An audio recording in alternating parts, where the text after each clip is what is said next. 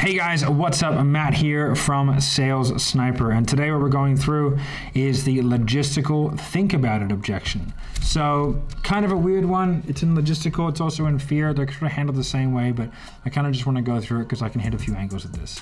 So what is a think about it objection, and how do we handle it? First things first, we have to define the objection. So whenever you're dealing with a think about it, you have to define it. And it's either going to be a money or a partner objection.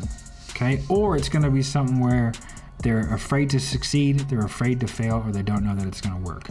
So there are a bunch of different options. So first thing you have to do is actually define what it is you're dealing with. Too many times I see salespeople just going like, okay, bro, like, you know, and sort of buying into the narrative. So, hey man, like that's totally fine.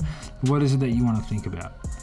You know, and then sort of walk them through the process where you get an objection that you can actually handle. Because if the objection is, I just want to think about it, then you have to start questioning the decision-making paradigm that brought them to where they are today.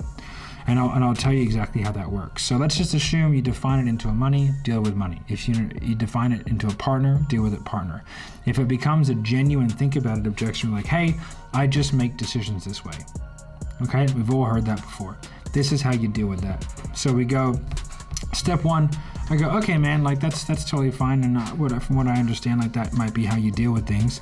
I suppose, like, you know, do you think that like your mindset kind of, like I guess shapes your decision making at all? Oh yeah, of course. Okay, and are you 100% happy with where you're at in regards to exactly what you guys are talking about, fitness, money, whatever? And they're gonna go, no, I'm not. And be like, well, okay, dude, that's fine, but do you wanna allow that decision-making process to dictate your results and your life moving forward? And they're gonna say no, and you go, okay, well, why not? Right? And that's sort of step one. So we establish that. Now, if they're going, okay, yeah, that makes sense. I just really need some time though. This, and this, and be like, okay, man, like, I guess what I want to say is, you know, this is hard, and I understand that. Okay, so we're going to validate their feelings, and then we're going to do a reframe.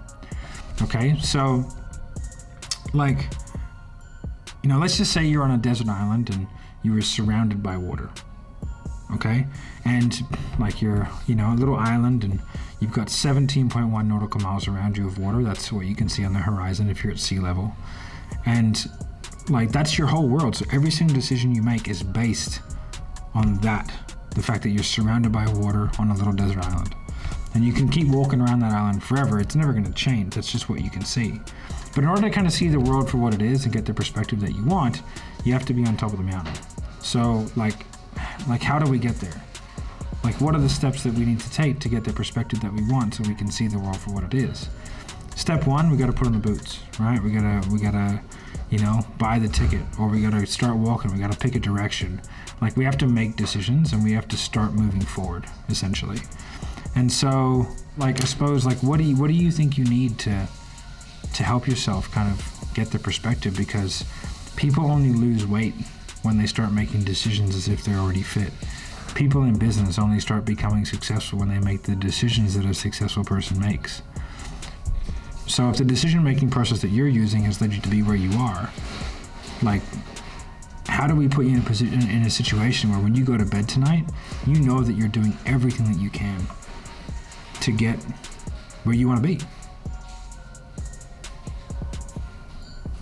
And like, you know, there's a couple of different analogies and stories in there, and you can just do them one at a time, you can do them all at once.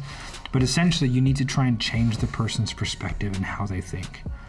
Right? Because they have to come to a realization that their decision-making process around that particular part of their life is fundamentally broken, and they have to start changing in order to change. So I hope that was helpful. That's how you deal with a think about it objection.